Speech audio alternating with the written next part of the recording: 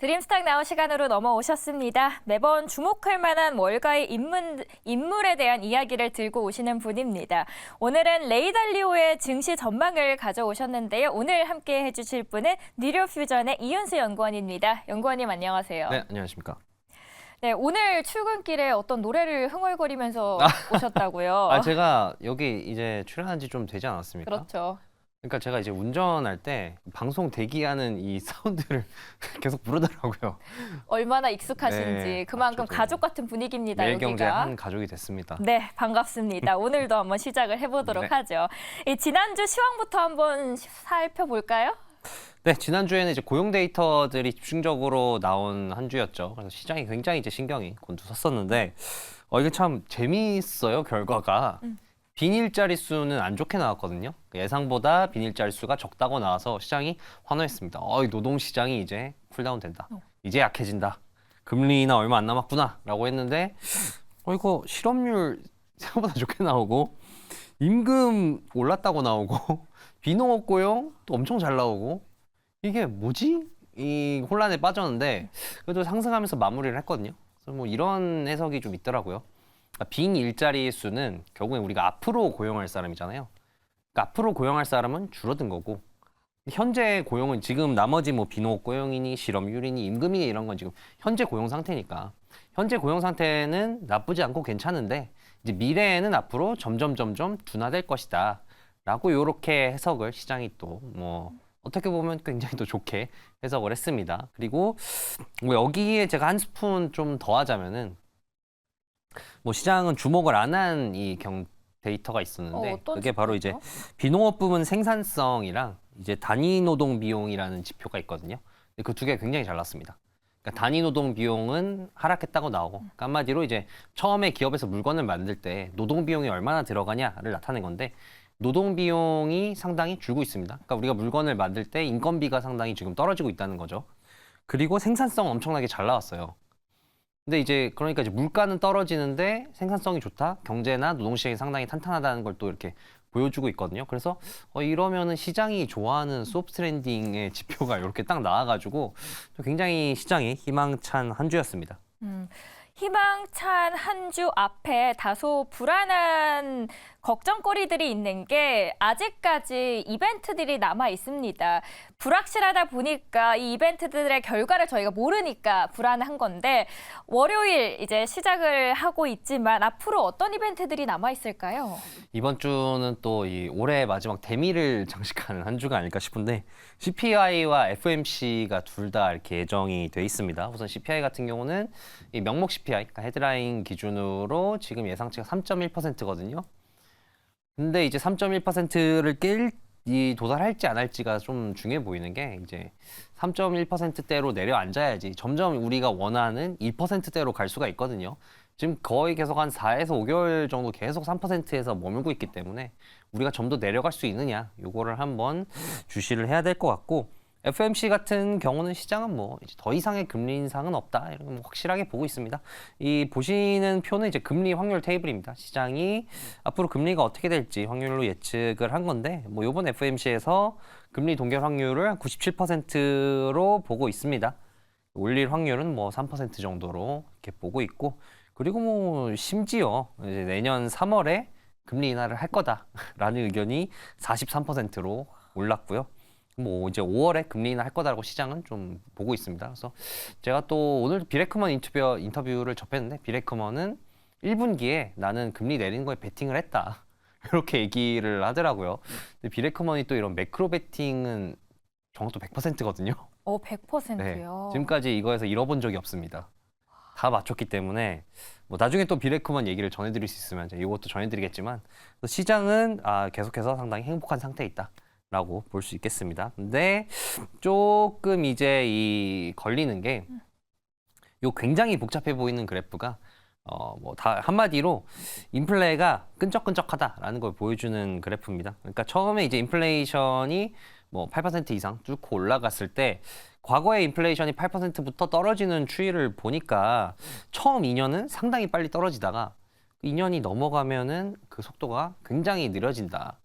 근데 이제 이 인플레이션이 이 떨어지기 시작한 이후 우리가 지금 2년을 향해서 거의 다 가고 있거든요. 그렇기 때문에 이게 점점 속도가 느려지는 구간에 접한 거 아니냐. 이러면은 2%대로 가기가 힘든데라고 보는 요런 이제 경각심은 하나 좀 가질 필요는 있다라고 이렇게 보여집니다. 네, 그래도 좀 긍정적으로 보는 뷰가 더 많은 것 네. 같습니다.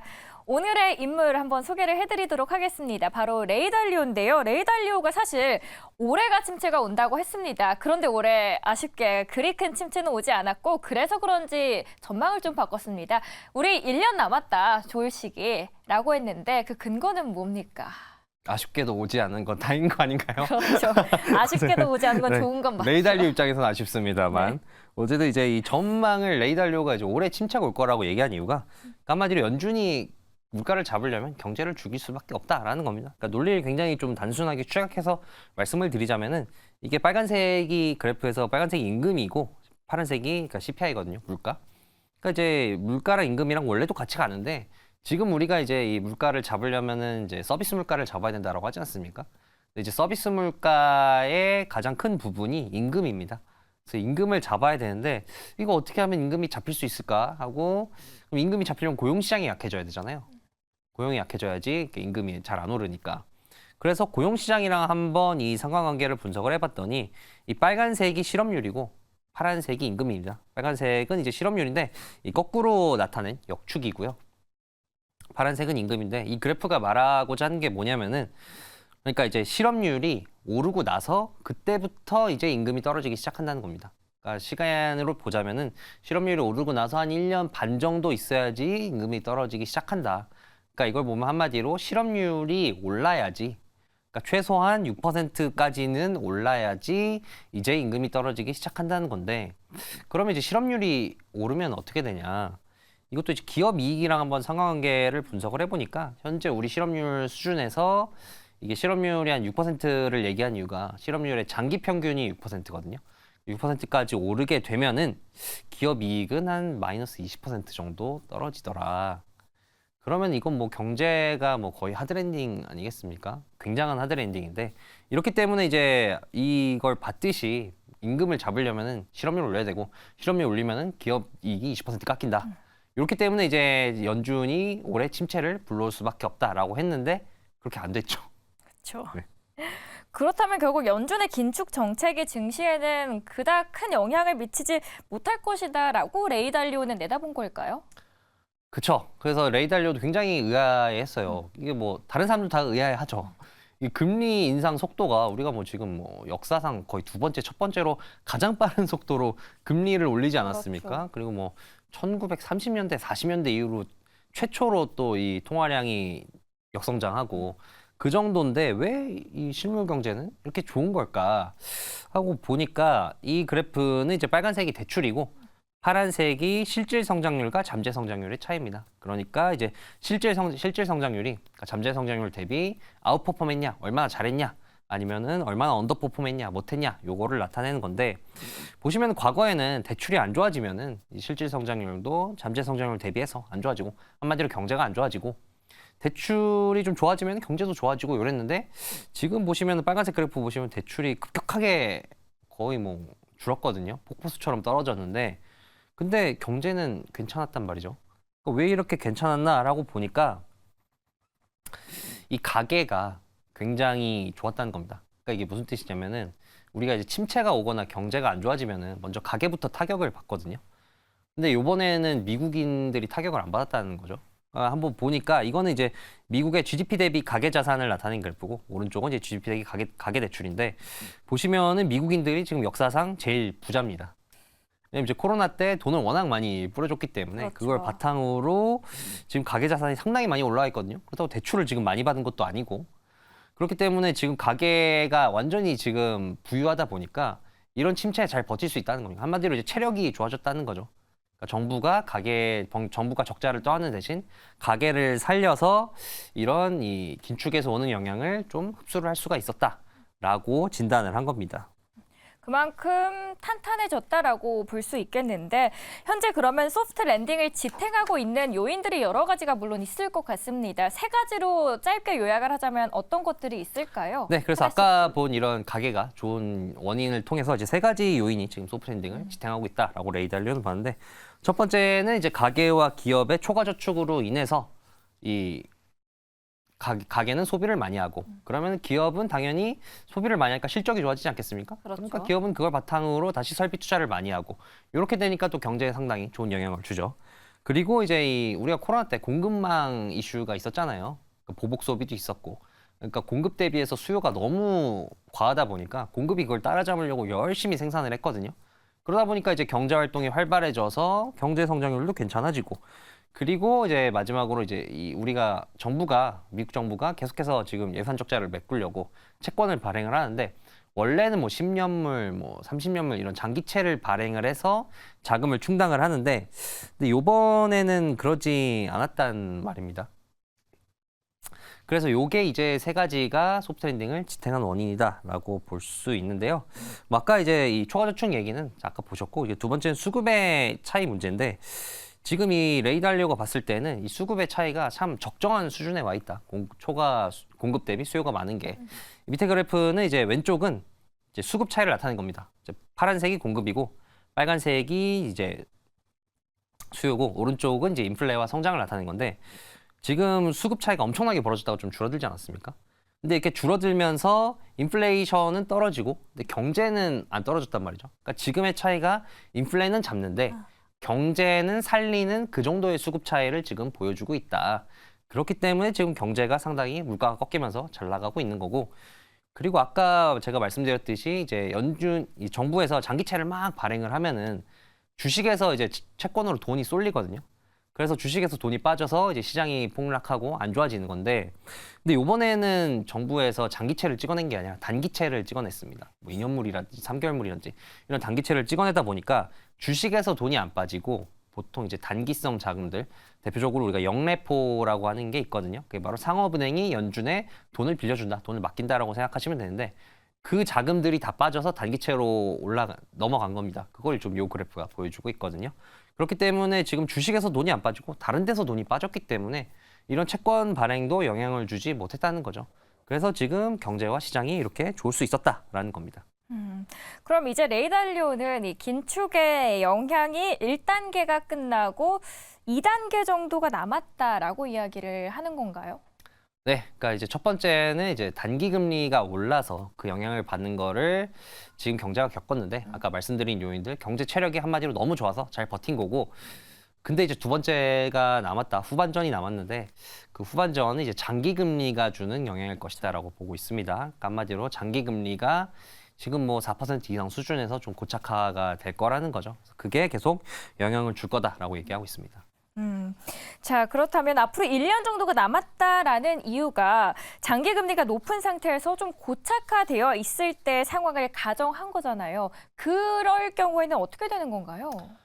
네, 우선 이게 장기 금리가 우리가 지금 뭐 줄다리기를 하고 있지 않습니까? 5%문 두드렸다가 지금 네. 내려왔는데, 그러니까 그게 지금 하방 요인이랑 상방 요인이 다 강하기 때문에 그렇거든요. 이제 하방 요인은 경기 침체가 내년에 온다고 하니까, 그럼 이제 채권이 또 유망한 자산이니까 채권 쪽으로 몰려서 또 그게 이제 금리의 하방 요인이고, 상방 요인은 이제 한창 이슈가 됐던 이제 미국 정부의 적자 이슈죠.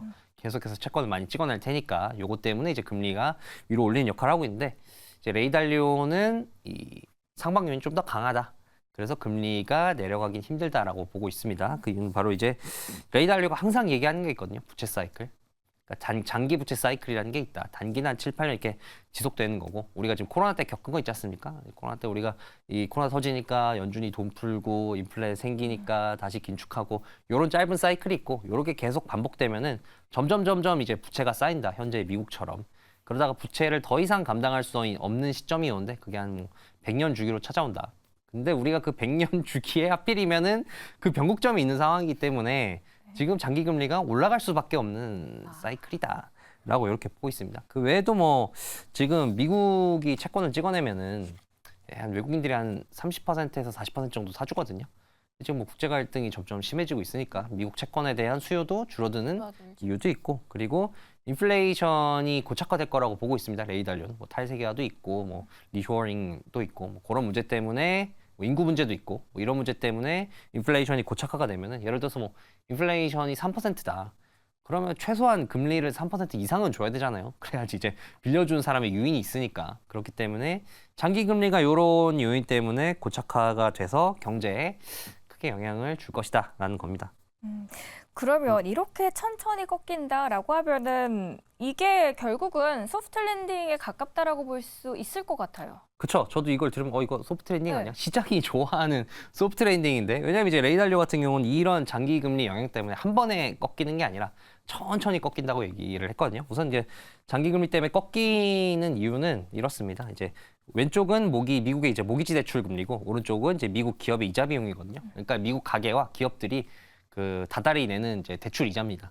근데 지금 장기 금리가 높아지면은 이 이자 부담이 앞으로 강해질 테니까 이제 경제가 좋았던 게 꺾일 수밖에 없다는 건데, 근데 문제는 지금 아까 본 소프트 랜딩의 세 가지 요인 있지 않습니까? 이제 뭐 미국 소비를 견인하는 가계와 기업의 초과 저축. 근데 여기 봤듯이 이자 비용이 늘어나면은 가계가 소비를 많이 못 하겠죠. 그러면 기업 역시도 이자 비용이 늘어나면은 설비 투자 많이 못 할 거고, 그럼 이제 첫 번째 요인이 무력화가 됩니다. 그리고 이제 명목 수요보다 공급이 딱 적절한 상태로 많았는데, 그럼 이제 가게가 소비 안 하고 이러면은 수요 줄어들고, 기업이 설비 투자 안 하니까 공급도 줄어들고, 그리고 마지막으로 이제 장기채 발행 없이 예산 적자를 충당했다라는 건데, 장기채 금리 높아지지 않습니까? 높은 상태로 계속 유지가 되면은 결국에는 이 장기채로 다시 주식에서 돈이 빠진다. 이렇기 때문에 소프트 랜딩에 지금 이 요인들이 다 꺾인다라고 보고 있습니다. 저는 그래도 뭐 침체가 오래 오지 않았다라는 말에는 다행이다라고 하지만 1년 정도 남았다라는 말에는 더 우려감이 생기긴 합니다. 앞으로 올 미래가 있으니까요. 그렇다면 앞으로 희망은 저희는 어디서 찾아야 될까요? 희망을 말씀드리고 싶은데, 네. 그 희망 전에 또 안 좋은 얘기를 이분이 또 하셔가지고 어떤 거죠? 천천히 꺾인다는 것도 좀 그런데 뭐 이제 시한부 선언하는 것도 아니고 근데 이제 이 갑자기 터질 수 있는 분야도 있다. 그게 바로 소위 말하는 우리 경제의 약한 고리죠. 그러니까 하이힐드 기업이라고 하지 않습니까? 뭐 굳이 부실 채권이라고 번역을 해야 될지 모르겠습니다만, 어쨌든 뭐 그런 이제 체력이 안 좋은 기업들은 좀 빨리 터져서 문제가 될 거다라고 얘기를 했는데요. 지금 그래프는 왼쪽이 이제 잉여 현금 흐름이 적자인 기업의 비율입니다. 그러니까 이제 지금 이 그래프는 지금 침체가 온다고 가정을 안 한 상황이거든요. 단순히 장기 금리가 현재 수준에서만 고착화가 됐을 때 잉여 현금 흐름이 적자인 기업들이 거의 뭐 40%, 30% 이상, 40% 가까이 늘어나게 되는 걸로 관측이 되고 있습니다. 그리고 오른쪽은 이자 보상 비율이 3 이하인 기업입니다. 그러니까 이게 무슨 뜻이냐면은, 그러니까 이자 보상 비율은 내가 이제 이 갚는 돈 대비해서 버는 돈이 몇 배가 많냐라는 거거든요. 근데 이제 갚는 돈 대비해서 버는 돈이 3배 이하면은 이 금융기관들이 돈을 꺼주기 좀 꺼려합니다. 근데 돈을 꺼주기 꺼려하는 기업들이 앞으로 거의 절반 가까이 늘어날 거라는 거죠. 그런데 지금 이 침체가 안 와도 이 정도인데, 근데 침체가 올 확률이 높지 않습니까? 보시면 이제 임금 증가율과 판매 증가율인데, 이제 임금이 사람들이 이제 줄어드니까 소비 잘 안 하잖아요. 그러면 판매 줄어들면 기업 실적 안 좋아지고, 기업 실적 안 좋아지면 또 이제 기업의 마진이 또 압박을 받거든요. 그렇기 때문에 이렇게 또 기업이 또 영업이익 측면에서도 압박을 받게 되면은 이 하이힐드 기업은 좀 위험할 수 있다라고 했습니다. 재밌는 점은 하워드 막스는 얼마 전에 하이힐드 사라, 채권하지 말고 그렇죠. 이렇게 얘기를 했다는 점, 이것도 참 재밌는 점이 아닐 수 없습니다. 자, 그럼 이런 시점에서 항상 제가 여쭤보는 질문이 있죠. 그렇다면 이윤수 연구원님의 의견은 어떠냐? 어떤 입장을 갖고 계시냐라고 여쭤봤는데 어떤 입장 갖고 계신가요? 제 입장은 이렇습니다. 그러니까 우리가 지금 이런 요인을 들어서 주식이 과평가됐어요, 과대평가됐어요라고 얘기를 할 때마다 ERP라는 얘기를 하거든요. 그러니까 ERP가 주식의 리스크 프리미엄인데, 뭐 한마디로 좀 쉽게 얘기하자면은 이 정도 수익률은 돼야 주식은 하지라는 겁니다. 근데 이제 장이 좋고 상황이 괜찮으면은 뭐 수익률이 그렇게 안 높아도 내가 이 정도 리스크가 낮으니까 이 정도 수익률만 돼도 주식할 수 있는데, 이렇게 상황 안 좋으면은 내가 수익률이 좀 돼야지 주식을 하거든요. 근데 지금 사람들이 얘기하는 게 지금 채권 금리 이렇게 높은데 상황 이렇게 안 좋은데 아니 주식의 이제 ERP 이 리스크 프리미엄 왜 이렇게 낮은 거야라고 얘기를 한단 말입니다. 근데 이제 리스크 프리미엄의 공식이 있습니다. 그 뭐냐면은 이제 이익 수익률에서 이 국채 금리를 빼는 건데 국채 금리는 뭐 지금 유지된다 치고 이익 수익률 같은 경우는 이제 주당 순이익을 주가로 나눈 거거든요. 그럼 이제 ERP가 어쨌든 정상화가 된다고 보면은 이익 수익률이 올라야 되는데 이익 수익률 공식을 보면은 이익 수익률이 오르는 방법이 두 가지가 있죠. 주가가 빠지든지 순이익이 좋아지든지 둘 중 하나인데 근데 이제 이 주가가 빠지는 방향이 아니라 주당 순이익이 올라가는 방향이 되면은 이제 주식에 이런 주식이 과대평가됐다, 거품이 꼈다라는 밸류에이션 문제 지적 없이 정상화로 돌아오게 된다. 근데 이 키는 또 어디냐? 또 AI 너무 얘기해서 죄송하긴 한데 키는 AI에 있다. 왜냐면은 요번에 노동 생산성 엄청 잘 나왔거든요. 근데 그 시기가 묘하게 이 AI 또 레볼루션이 불길처럼 벌어진 이 시기랑 또 비슷하단 말이죠. 또 이제 제가 그래프는 못 가져왔습니다만 그 이후로 AI 채택한 기업들의 비율이 AI 쓰는 그 캐펙스가 굉장히 커진다는 또 이 보도가 있었거든요. 그 시기랑 또 이 생산성 증가랑 묘하게 맞물려가지고 과연 AI가 우리를 구원할 수 있을 것인가? 이게 저는 좀 키포인트 중에 하나 아닌가 생각이 됩니다. 방금 말씀하신 그 AI 보도에 대해서 조금 더 세부적으로 말씀을 해주실 수 네, 있을까요? 그러니까 이제 AI 기업들이 쓰는 이제 지출이 투자하는 비용이 많아졌다는 거죠. 그러니까 챗GPT 이후로 이게 우리 AI 안 하면 뒤처진다. 그래서 AI에 투자하는 뭐 사람을 뽑든지 아니면 뭐 그 개발비를 더 쓰든지 뭐 이런 비용이 훨씬 더 많아졌다는 겁니다. 그래서 뭐 지금 뭐 상당히 많은 지금 AI 스타트업도 많이 나오고 있고 지금 뭐 스타트업 굉장히 좀 안 좋다고 하잖아요. 지금 VC들 지갑을 안 여는데 그럼에도 불구하고 또 이제 AI 스타트업은 계속해서 꾸준히 나오고 있거든요. 그렇기 때문에 요게 우리 경제에 좀 희망이 될 수 있지 않을까라는 생각이 듭니다. 마지막으로 유가 한 번 더 여쭤보고 마치도록 하겠습니다. 시청자분의 질문이었는데요. 국제유가가 이번에 7거래일 만에 반등을 했는데 유가의 흐름은 앞으로 어떻게 보십니까? 유가의 흐름은 저는 굳이 방향성을 짚으라면 저는 그래도 하방을 보고 있습니다. 그 이유는요? 왜냐면은 유가는 그 지속되는 내러티브가 공급은 부족한데 이제 수요가 가격을 좌우한다라는 거거든요. 근데 수요는 경기에 달렸는데 지금 원자재 시장은 경기 침체를 너무 강하게 보고 있습니다. 지금 뭐 천연가스가 제가 들어오기 전에 확인한 바로는 거의 MMBTU당 2.4달러인가까지 떨어졌거든요. 이 가격이면은 거의 2019년 수준으로 거슬러 올라갑니다. 그렇기 때문에 지금 왜냐하면 지금 천연가스가 지금 막 쓸 텐데 사람들이 이제 날씨도 따뜻하고 그리고 뭐 유럽 같은 경우는 산업이 완전히 정체돼 있으니까 산업 수요가 완전히 떨어졌거든요. 그렇기 때문에 이런 분위기를 또 원유에 적용해 보자면은 원유도 뭐 내년에 경기가 생각보다 엄청 좋네, 뭐 소프트 랜딩이네 이런 거 아니면은 지금 침체에 대한 두려움이 있는 동안은 꽤 원유의 하방 압력이 좀 있을 것이다라고 보고 있습니다. 네, 침체에 대한 두려움이 계속해서 있는 상황 속에서는 유가의 하방 압력이 지속적으로 있을 수 있다라고 말씀을 해주셨습니다. 오늘 함께 해주신 분은 이윤수 연구원이었습니다. 오늘도 잘 들었습니다. 네, 감사합니다.